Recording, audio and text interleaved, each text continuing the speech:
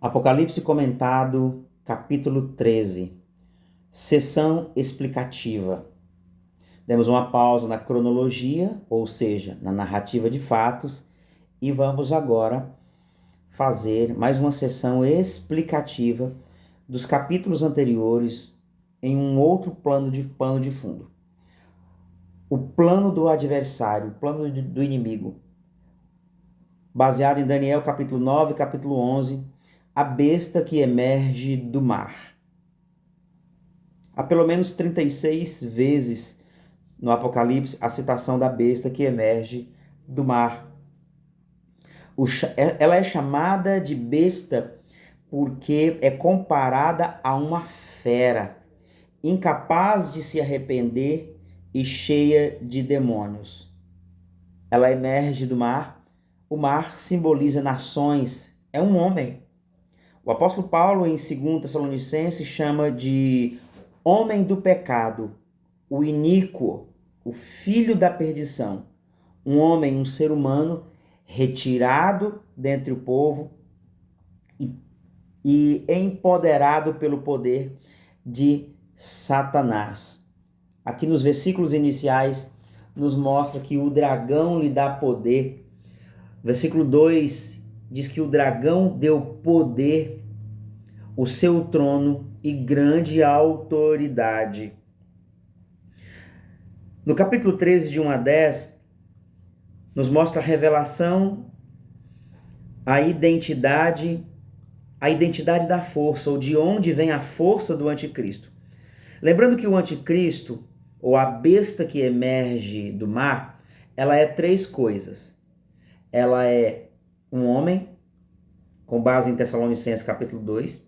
Ela é um espírito, com base na carta de João, a terceira carta de João, ou primeira carta de João. E ela é um governo com base aqui no Apocalipse. Ela é um homem, ela é um governo ou império, e ela é um espírito. Essas três coisas se encaixam com o anticristo. Versículo 3 nos mostra aqui o evento em que o coloca em cena. Tá? No versículo 4 nos mostra o objetivo da besta. E no versículo 5 a 8 nos mostra a metodologia da besta. A besta ela emerge do mar, das nações. E ela possui 10 chifres, 7 cabeças e é semelhante ao dragão, que possui 10 diademas, 10 coroas. E possui também nomes de blasfêmias. Nessas coroas há nomes de blasfêmias. E nos mostra também que ela é semelhante ao leopardo. Ela tem pés de urso e a boca de leão. E ela é semelhante ao dragão. O dragão concede a ela poder, trono e autoridade. Olha as semelhanças com capítulos ou textos de Daniel. Semelhante ao leopardo, pés de urso, boca de leão. E semelhante a um quarto animal que parece um monstro. E ela recebe poder, trono e autoridade. Vamos fixar nisso. Poder, trono e autoridade que o dragão lhe dá. Entenda bem, 10 chifres, ou uma coalizão de nações, um conjunto de nações aliadas. O anticristo, ou a besta que emerge do mar, ela vai reunir um povo. Nós vimos isso nos capítulos anteriores do Apocalipse, que ela reúne um povo, inclusive para a batalha do Armagedon, quando o rio Eufrates se secará, possibilitando com que essas nações atravessem, possibilitando com que essas nações entrem ali dentro do Oriente Médio para a batalha do Armagedon. Então, os 10 chifres falam de 10 nações, uma coalizão. Muitos acreditam que no leste europeu, essas nações ali se reunirão contra Israel. A base bíblica é o Salmo 83 e Ezequiel 38. A besta também possui 7 cabeças. Veremos mais adiante também, no Apocalipse capítulo 17. O que significa essas 7 cabeças? É uma lista de impérios que já oprimiram Israel: Egito, Assíria, Babilônia, Pérsia, Grécia, Roma, Califado Islâmico. São os 7 impérios que dominaram Israel. Isso mesmo. Egito, Assíria, Babilônia, Pérsia, Grécia, Roma e o 7º Califado Islâmico após o Império Bizantino fracassar na Europa em 1400 ou 1600. São os 7 impérios, esses 7 chifres são os 7 impérios que já dominaram Israel e também foram domínio mundial ou impérios que influenciaram mundialmente a terra ou a humanidade. Ela é um conjunto de nações, como já disse, que oprimiram Israel. Quando João vê a besta, ele vê características dos impérios narrados, tanto no capítulo 2 como no capítulo 7 de Daniel. Isso mesmo, ele vê característica dos impérios.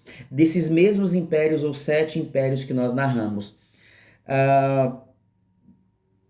Esses 7 impérios históricos. Eles vê características do leopardo, características do urso, características do leão, características do monstro ou do dragão. Uma das cabeças, ou um império, parece que tinha morrido. Acaba sendo golpeado de morte, mas a ferida é curada e causa maravilha dentro do cenário da grande tribulação. Que um dos impérios, um dos chifres quebrado, que havia sido ferido de morte, volta. Nós vamos ver nas descrições que a besta, ou que viria a governar, o governo, o 7º império, é também um 8º império. Eles mostram, e todas as referências, tanto bíblicas como históricas, como atuais, conseguem concluir que o califado islâmico, que o Império Islâmico exercido eu vou trocar as datas aqui, 1400 ou 1600, até o fim da Primeira Guerra Mundial, deixou de existir esse Império Mundial. E há uma coalizão de nações tentando fazer com que, com base no jihad, na Guerra Santa, estabeleça um governo mundial. Muitos apontam para isso, outros apontam para Roma, outros apontam para outros aspectos. São especulações de modo geral. E essa ferida curada vai causar uma grande maravilha. E elas seguem a besta, o qual o objetivo do anticristo é que eles adorem o dragão. E então essa é a finalidade, a adoração ao dragão. Confederações das nações e impérios englobados, o evento que revela o anticristo é a ressurreição de um império, que em Apocalipse diz que é o 7º império, mas que é o 8º também. Um 7º e um 8º império que se levanta. Por isso essa referência. O 7º império, historicamente, é o Islã, ou Califado Islâmico, que encerrou-se no final da Primeira Guerra Mundial. Qual a metodologia que eles vão usar? Arrogância e blasfêmia. Essa é a metodologia do anticristo. Arrogância, imposição, opressão, pressão, coação. Essa é a metodologia e esse será o aspecto dentro da grande tribulação. E é como mais ou menos nos dias de hoje. Você é obrigado a aceitar determinadas filosofias, senão você é coagido. Mais ou menos isso. Essa é a metodologia. A sua autoridade, a autoridade da besta, vai durar 42 meses. E ela profere blasfêmia contra tudo que se chama Deus. O seu intento é difamar Deus e mostrar Deus como mal. Por isso, a mensagem de anti-pai, anticristo, anti-Israel, anti-igreja, anti-família. Tudo que direciona a Deus, tudo que nos leva a Deus, ele difama. É fazer guerra contra os santos e buscar adoração. esse é o ministério do anticristo. Uma coação econômica, a busca de adoração, a imposição, a blasfêmia. Essa autoridade durará 42 meses. Tudo que se chama Deus, ele vai difamar. Então vamos prestar atenção aqui na metodologia de Deus. No verso 10, você vai ver que durante este período, qual será a metodologia de Deus? Perseverança e fidelidade. Lembrando que esse ministério, o cristão dessa época, aquele que for lavar as suas vestes no cordeiro dentro dessa época, ou 144 mil, eles não serão pegos de surpresa. O cristão saberá qual é a marca da besta, ele saberá qual será o anticristo, qual a ação do anticristo, e saberá também, porque quando eles veem que há o anticristo, só vai durar 3 anos e meio. Só 3 anos e meio. Ele saberá quando é que vai se findar. No final de 3 anos e meio. Por isso, a metodologia de Deus, 13, verso 10, é perseverança e fidelidade. E então, no versículo 11, nós damos continuidade para a besta que emerge da terra, que é também conhecida como falso profeta. Ela também recebe a autoridade do dragão e possui 2 chifres. 2 chifres aqui. Ela se parece com o cordeiro, mas fala como o dragão. Ela é falsa. Ela usa uma falsa autoridade usada para o engano. Então, nessa época, quem está em Cristo, quem for um mártir, né, ou quem lavar as suas vestes, e nós já dissemos isso, que haverá salvação dentro da grande tribulação, baseado em Apocalipse 7, versículo 14 e capítulo 3. Haverá salvação, e esses salvos dentro da grande tribulação saberá quem é o anticristo, saberá qual é a marca, saberá qual é a besta. O objetivo da besta que emerge do mar é exercer a autoridade da primeira besta. E é também fazer com que adorem a primeira besta. Adorem o governo, adorem aquele espírito, aquela filosofia e adorem aquele governante. Ela teve uma ferida mortal que será restaurada, promove idolatria, opera sinais e maravilhas, faz fogo cair do céu e seduz pessoas. Vai enganar muitas pessoas e fazerem com que muita gente adore a imagem da besta ou adorem o anticristo, o governo, a filosofia que estará operando na época, tá? Ela terá ou ela fará uma imagem para a besta. Muitos acreditam que uma estátua mesmo falará, que uma imagem. Outros acreditam que é a ideia do anticristo, a ideia daquela imagem.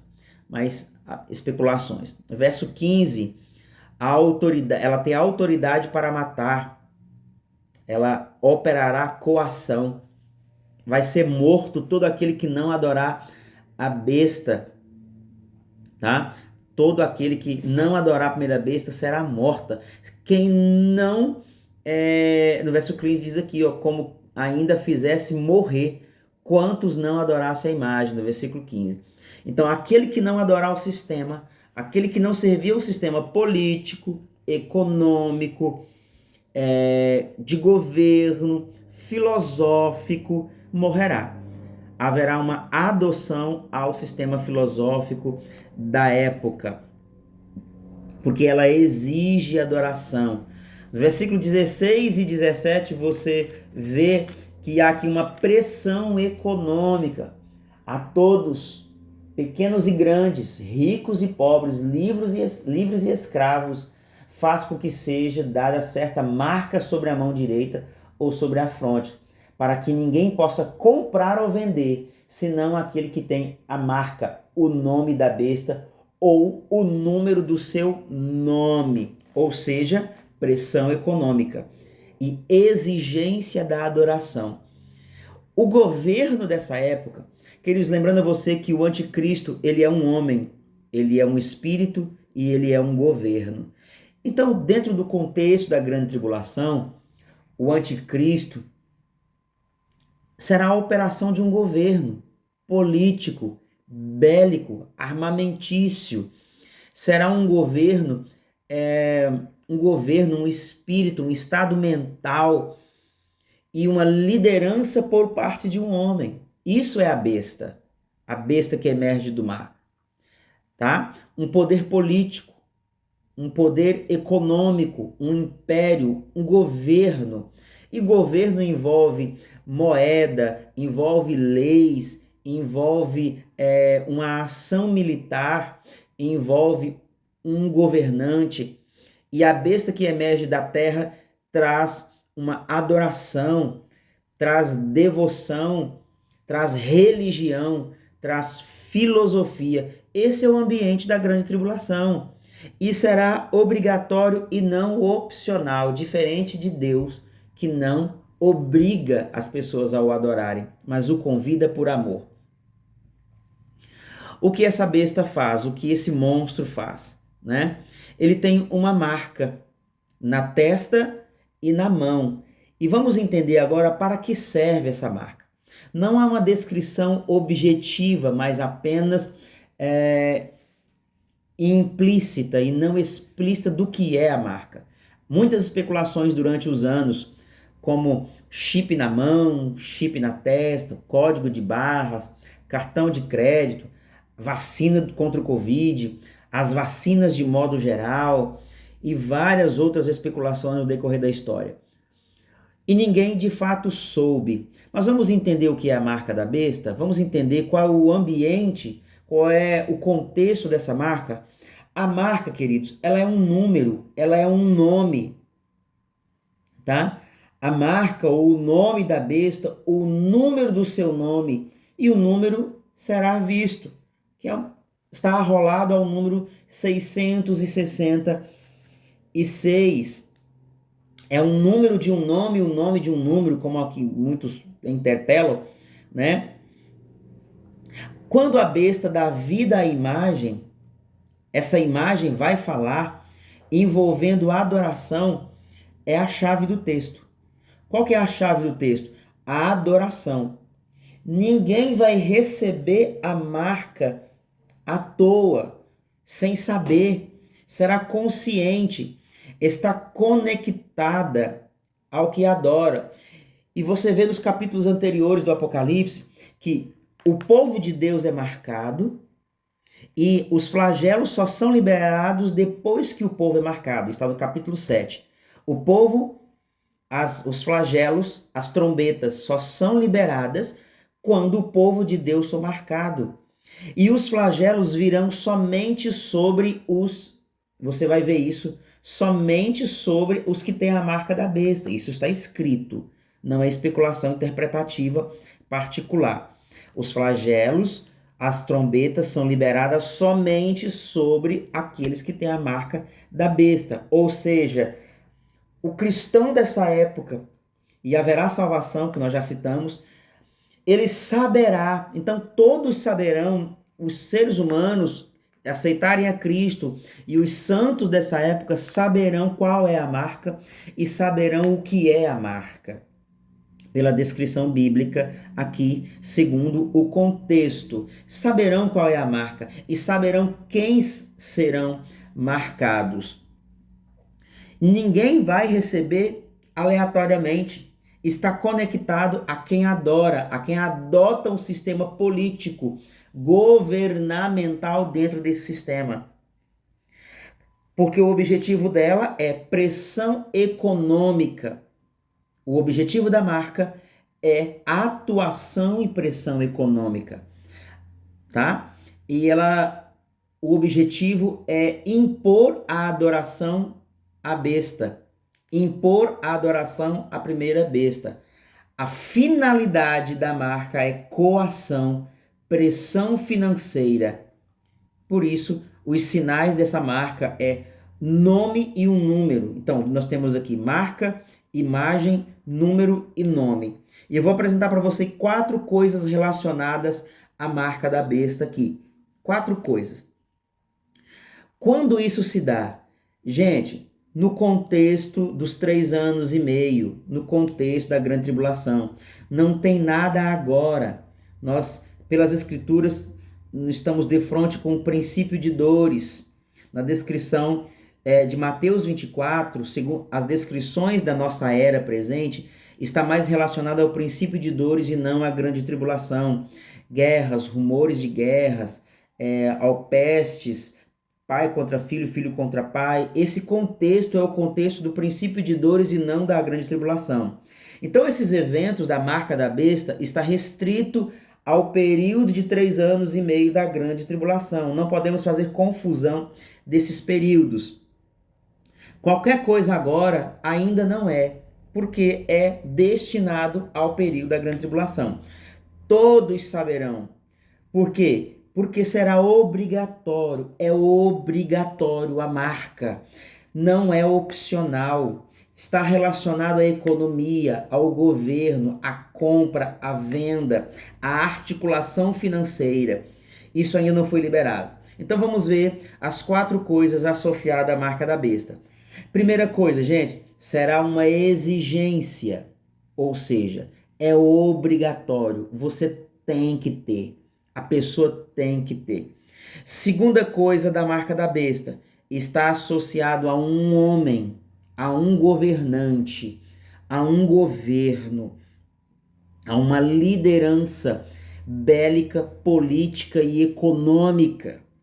Terceiro aspecto da marca da besta é um número, 666, é um número. Quarto aspecto da marca da besta, vai na mão ou na testa.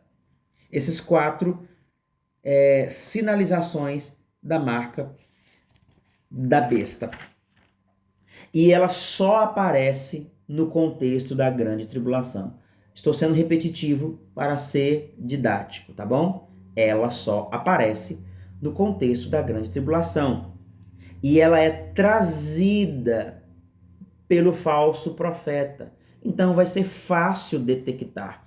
Quem estiver nesse contexto vai detectar a marca da besta. É fácil detectar. A besta, ou esse personagem que emerge do mar, esse falso profeta, ela faz fogo cair do céu, dar voz a uma imagem, tá? Ela mata quem é contra, e tudo está conectado à adoração, está conectado a receber esse governo, receber e venerar essa forma de governo, porque essa forma de governo quer tirar o foco do Cristo. Por isso ela é anticristo, porque ela blasfema contra o nome de Cristo, ela é anti o Cristo, ela é tudo que tudo que se apresenta contra o Cristo. Ela é anticristo, ela é anti-Israel, ela é anti-igreja, ela é anti-família. Ok? Esse foi o capítulo 13 e eu te espero até o capítulo 14, a nossa última ou a terceira sessão de explicação do contexto da grande tribulação. Deus abençoe vocês e até o capítulo 14.